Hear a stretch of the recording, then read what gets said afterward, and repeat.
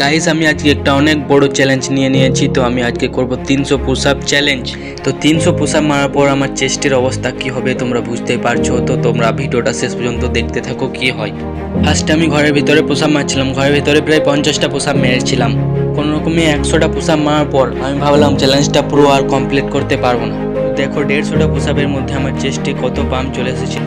বৃষ্টি পড়ছিল হালকা হালকা, তো আমি ছাদে চলে এলাম। ভাবলাম ছাদে পুশ আপ মারবো আজকে। ছাদে আমার 200টা পুশ আপ কমপ্লিট হয়ে যাওয়ার পর আমি হালকা রেস্ট নিলাম।